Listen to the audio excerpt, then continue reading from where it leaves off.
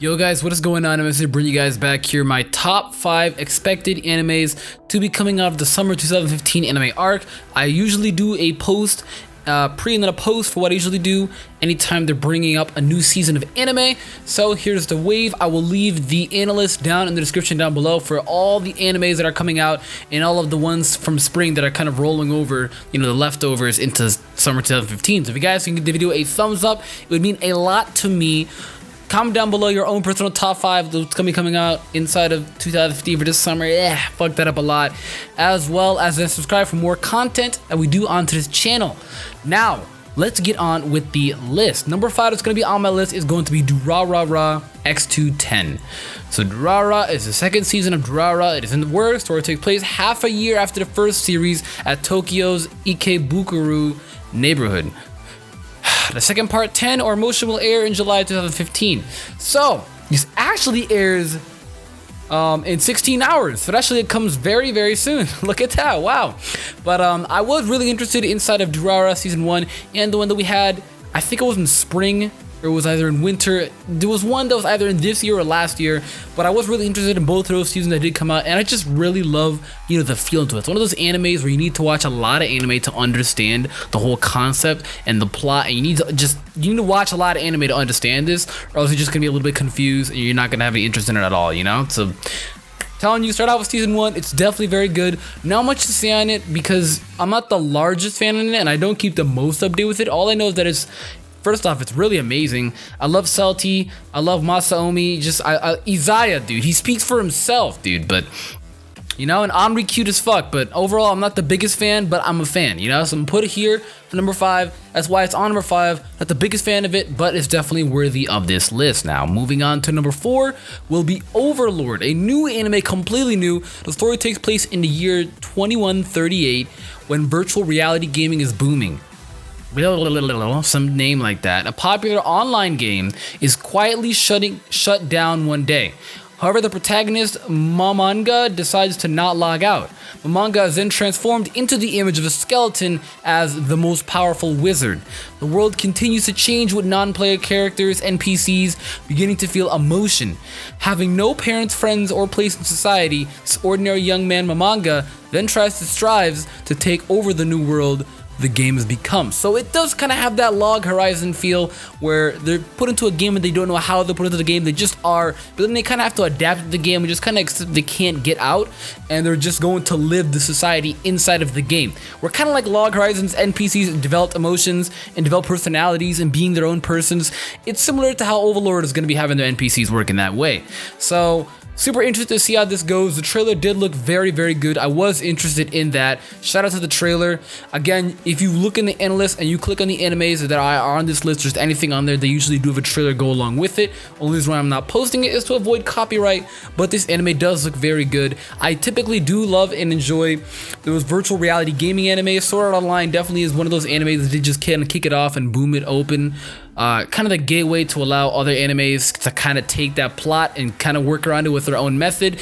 And Sword Art Online and Log Horizon are definitely two great animes with that concept. I would say B-Tomb as well, but B-Tomb I wouldn't say it's virtual reality. It's actual reality, but they're sent off to an island. So I wouldn't really count that as virtual reality, but a lot of people told me that it was similar to Sword Art Online. I don't know what they were talking about because it wasn't, but that's not the point. Overlord does look very good. Don't know much about it, but that's it. It actually is airing in 3 days from now. So Saturday, Sunday, Monday. This will be a Monday anime. So shout out to the Monday anime. It's definitely something to come home to. Now moving on to number 3, episode 1 is already out, so I will be doing a first impression of that somewhere around this week. But we're gonna be having Gangsta. Now Gangsta in the city of Ergastalum, a shady, vile filled with made men and petty thieves, whores on the make and cops on the take. Wow. There are some deeds too dirty for even its jaded inhabitants to touch. Enter the handymen, Nick and Warwick, who take care of these jobs no one else will handle. Until the day when a cop will then know the force requests their help to taking down a new gang muscling and what? Dude, this is in one territory of a top mafia family. It seems like the business and mayhem usual, but then the handyman are then about to find that it is a job that is more than they bargained for. So, very choppy how I fucked that up. I apologize. Your boy is hella tired, but this does seem like it's like the better Hamatora, dude, you know? I feel like this is the better Hamatora, you know? Because Hamatora, I wasn't really feeling it. It really didn't have a plot, you know? It was a little weird, but, you know, it was good, but weird. And I wouldn't count it good, it was okay, but I feel like this is definitely the better Hamatora. I'm very interested in it. I have not watched episode 1 yet, but I probably do want to watch it. Looking at the trailer, this does look like something that would actually be really enjoyable, actually. It does look super, super good. I like the plot, the scenery, the colors as well, just kind of how it's like dark. It really portrays that kind of like, you know, that like really like sketchy, shady, everybody's gonna backstab you kind of, you know, feeling. And it's just, I like the main character as well. Everything is just looking like it's coming down into a really good way. Warwick looks badass, Alex looks badass, like, oh my god, dude, I'm definitely digging into this. It's kind of like a Bonnie and Clyde too, if you want to think about it. They're taking on jobs that no one really else wants to take on, and with the sound of that, it just seems like it's gonna be jobs that are ruthless and brutal. So now moving on now to the number 2 slot, which will be Dragon Ball Super. We already know about Dragon Ball Super. We've been having so much shit going on about Dragon Ball Super, and I am so hyped, and I cannot wait until this anime comes out. It is coming out July 5th, this upcoming Sunday, 2 days away as I'm saying this, and I really just cannot wait for it to happen. Like, I am so excited that I can't wait for it to happen. It's a main story canon Dragon Ball Z series. Not a GT, not a movie, but a main canon story, alright?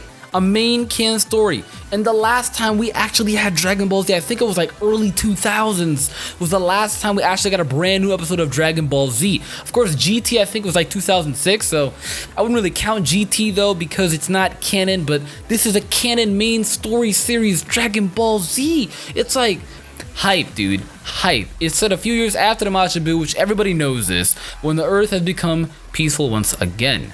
So, I am very hyped for this. I know a lot of you are hyped for this as well. Stay tuned for these reviews, because I will be reviewing probably a little bit more than I have been, because I've not been doing a good job with spring. I actually don't even do first impressions or anything, but I'll be doing a lot better job with this. Now, if you guys want to know the number 1 slot, here we go now, going into the number 1 slot, which will be God Eater. God Eater did really catch my touch. It really caught my eye as well. That trailer was just something else, and I have a friend, Noah, who's been into the games, and I've been seeing those, and that shit looks amazing, dude. That shit looks freaking amazing. I mean, the trailer looks godlike, dude. It's got God Eater in the name. The animation is gorgeous. Everything about this anime is definitely being, you know, it's catching my eye. Everything about this anime has definitely caught my eye, dude. It's like, thank you. This is good. This is a good anime. It looks great. Now let's get now into the bio and touch on this anime for a little bit. This is the Far East 2071, the domain of the mad gods. In the early 2050s, unknown life forms called oracle cells begin their uncontrolled consumption of all life on Earth. Their ravenous appetite and remarkable adaptability earn them first dread, then awe, and finally the name Aragami. In the face of an enemy completely immune to conventional weapons, urban civilization collapses, and each day humanity is driven further and further towards extinction. One single ray of hope remains for humanity following the development of God Ark's living weapons, which incorporate oracle cells. Their wielders are organized into an elite force in a world ravaged by mad gods. These God Eaters fight in a desperate war. Sounds badass as fuck, bro. Oh my god, it's like a darker Soul Eater, dude, you know? Oracle cells, souls, wielder, weapons, live weapons. I mean, come on, sounds like the godlike Soul Eater. This, I like this. I like this. It's caught my eye. This is fucking amazing. I cannot wait for this anime to drop. I really cannot wait for this anime to drop. Like, I am so hyped for this anime that I just cannot wait. The main studio seems to be Ufotable. I've never heard of this studio, so I guess it should be something. But just oh my god, dude, I cannot wait for this anime to drop. It's gonna be amazing, dude. So far the ratings have been well as well. They've all been 85% and plus, so this actually does seem to have, like, I have a lot of that wasn't even in English. This does seem like it's gonna have a lot of promise, and I genuinely cannot wait for this anime to start, as well as all the other animes that I've listed on here. There's also a lot of other animes that I did not put on this list that kind of caught my eye as well. Chaos Dragon, Seikuru, Seneki, something like that. It's a fantasy story, takes place in a sparkling era year 2015, where the great nations Denocia and Koran divide in the world and Cold War. That definitely seems to catch my eye as well. It's just a fantasy anime of this season. Some few romances as well, like Fate Collide. I think it's this adaptation of that first one, so something like that as well. There's To Love Ru, which, you know, kind of says for itself. It's, you know, it's pretty enjoyable to watch. There's Roka no Yusho, which does seem like it's gonna have some something that's gonna catch my eye as well. Non Biori Repeat, something, you know, kind of a small comedy school slice of life kind of thing, kind of a laid back anime that I'm gonna watch.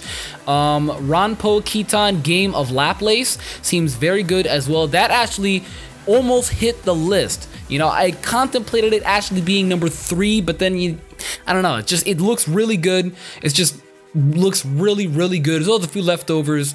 Arslan Senki, Shogeki no Soma, Food Wars, you know, just Ninja Slayer, a lot of leftovers as well. But that is going to be it though. So if you guys enjoyed the video, give it a thumbs up, comment down below your own personal top 5 of what you're hyped to watch this season, and then subscribe for more content. And with that being said, you will all have reviews next week when all of these animes start, and that is going to be it.